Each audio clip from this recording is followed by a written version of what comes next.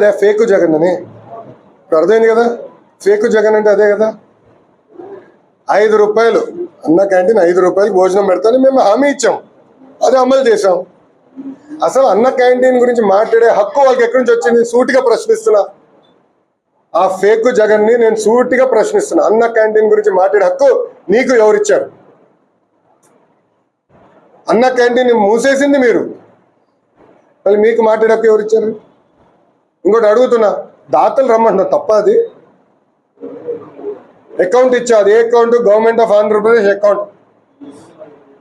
ఎందుకంత భయపడుతున్నారు? అంటే వాళ్ళలాగా లిక్కర్లో సొంత అకౌంట్లు మేము ఎప్పుడు పెట్టుకోం స్వామి, వాళ్ళలాగా ఇసుకలో మేము సొంత అకౌంట్లు మేము పెట్టుకోం. ఏం వచ్చినా ప్రభుత్వానికి ఇస్తాం, ప్రభుత్వం నడుస్తూ ఉంటుంది. అన్న క్యాంటీన్ ఒక వ్యవస్థగా ఏర్పాటు చేయాలి, శాశ్వతంగా నడవాలనే ఆలోచనతో మేము ఉన్నాం. దాతలు ముందరకు వస్తారు, దాతలు ఆదుకుంటారు, ఒక నిధి ఏర్పాటు చేస్తాం. ఆ నిధి నుంచి వచ్చే ఇంట్రెస్ట్ కానీ ఎన్ని ఖర్చు పెట్టి అన్న క్యాంటీన్లు అద్భుతంగా నడిపిస్తుంది తెలుగుదేశం, జనసేన, భారతీయ జనతా పార్టీ ప్రభుత్వం. మీ అందరు తెలుసు, ఎన్నికల ముందల నరసింహస్వామి గారు కూడా వ్యక్తిగతంగా నేను కూడా ఆనాడు ఆభరణాలు ఇవన్నీ అందిస్తాం జరిగింది. చాలామంది నాకు వచ్చి చెప్పారు, మొత్తం గుడిని, ఓనేరుని, పానకాల స్వామి కూడా మొత్తం ఆ ప్రాంతం అభివృద్ధి చేస్తే బాగుంటుందని చెప్పారు. నాకు కూడా చాలామంది వచ్చి ప్రజా దర్బార్లో కలిసినప్పుడు కొన్ని ఫిర్యాదులు ఇచ్చారు. దాని మేరకు మీరే చూసారు, కొన్ని యాక్షన్ కూడా తీసుకుంటాం జరిగింది.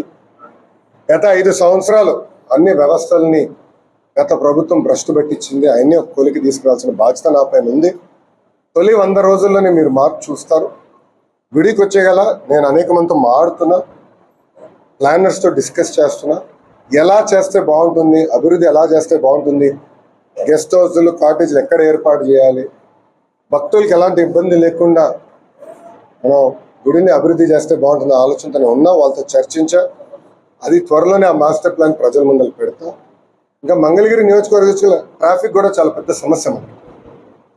ఆల్రెడీ కేంద్ర ప్రభుత్వ సంస్థతో నేను మాట్లాడాను, వాళ్ళు రమ్మని చెప్పా. కమిషనర్ గారి కాంటాక్ట్ నెంబర్ ఇచ్చాను, అధికారుల నెంబర్ కూడా ఇచ్చాను. వాళ్ళందరి గురించి ఒక మాస్టర్ ప్లాన్ తయారు చేయమని. ట్రాఫిక్ మేనేజ్మెంట్ ఎట్లా చేయాలి, ఎక్కడ ట్రాఫిక్ లైట్స్ రావాలి, అండర్ పాస్లు రావాలి, మొత్తం మాస్టర్ ప్లాన్ తయారు చేయాలని లక్ష్యంతో మేము పనిచేస్తాం. అవన్నీ కూడా త్వరలోనే ప్రజల ముందర పెడతాం. వాళ్ళ అభిప్రాయాలు తెలుసుకున్న తర్వాత అవి అమలు చేస్తాం. 24 శాసనసభ్యులు గెలిచిన తర్వాత, అది ఎన్డీఏ కూటమి గెలిచిన తర్వాత కూడా వైకాపాకు బుద్ధి రాదు. చంద్రబాబు నాయుడు గారు చాలా స్పష్టంగా నో హార్స్ ట్రేడింగ్, వాళ్ళ పార్టీ వాళ్ళని తీసుకునేదానికి లేదు. ఎవరైనా వచ్చి కూటమిలో చేరాలనుకుంటే రాజీనామా చేసి రావాల్సిందే అని చాలా స్పష్టంగా చెప్పారు. గతంలో మనం చూసాం లోకల్ బాడీ ఎన్నికలు ఎట్లా జరిగినాం. తెలుగుదేశం, జనసేన, భారతీయ జనతా పార్టీ కార్యకర్తల్ని ఇంట్లో కట్టేసి హౌస్ అరెస్టులు చేసి బయటికి రానికుండా అనేక ఇబ్బందులు పెడతాం జరిగింది. అడ్డగోలుగా రిగ్గింగ్ చేసి గెలుస్తాం జరిగింది. దాంట్లో భాగంగా వాళ్ళకి సూపర్ మెజారిటీ ఉంది. సో చంద్రబాబు నాయుడు గారితో మేము అందరూ చర్చించినప్పుడు, పార్టీలో చర్చించినప్పుడు చాలా స్పష్టంగా నో హార్స్ ట్రేడింగ్. నాకు ఒక ఎమ్మెల్సీ ముఖ్యం కాదు, చాలా క్లియర్గా ఉన్నాను. ఏమన్నా పార్టీలో చేరాలంటే రాజీనామా చేసి రమ్మని చెప్పండి, అప్పుడే మనం ఏమైనా చేద్దాం తప్ప, లేదంటే ఏదో ఒక ఎమ్మెల్సీ గెలిచేదానికి వాళ్ళని తీసుకుంటే కరెక్ట్ కానే కాదు, చాలా స్పష్టంగా చెప్పండి.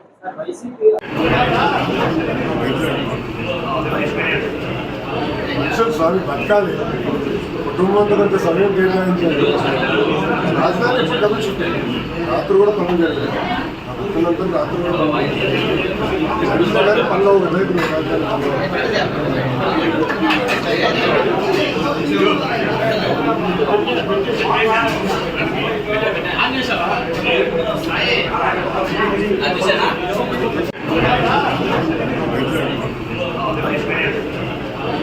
స్వామి బతకాలి, కుటుంబంతో కొంత సమయం కేటాయించాలి.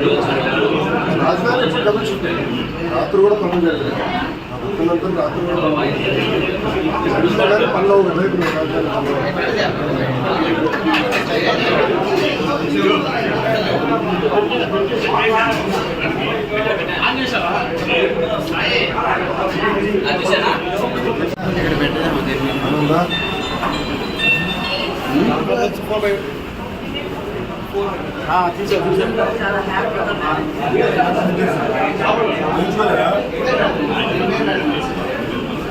రేపు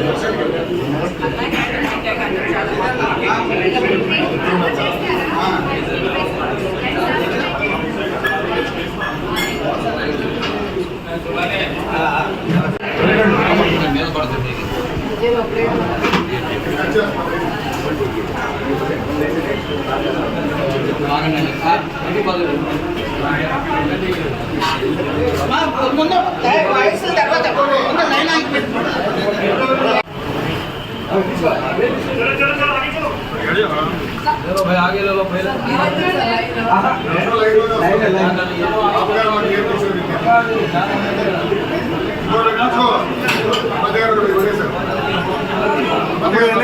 తమ్ముడు వెనక్కి రావాలి తమ్ముడు వెనక్కి రావాలి ఇందులో సగం నేను తెలుగు స్వామి ఫుడ్ వేస్ట్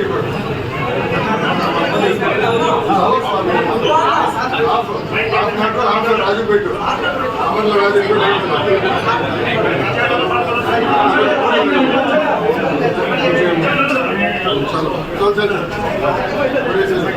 నమస్కారం.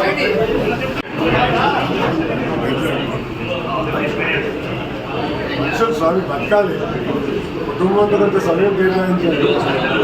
రాజధాని ఇప్పుడు డబ్బులు చుట్టాయి, రాత్రి కూడా పనులు జరిగాయి. ఆ భక్తులంతా రాత్రి కూడా అడిగినా కానీ పనులు కదా ఇప్పుడు రాజధాని పనులు.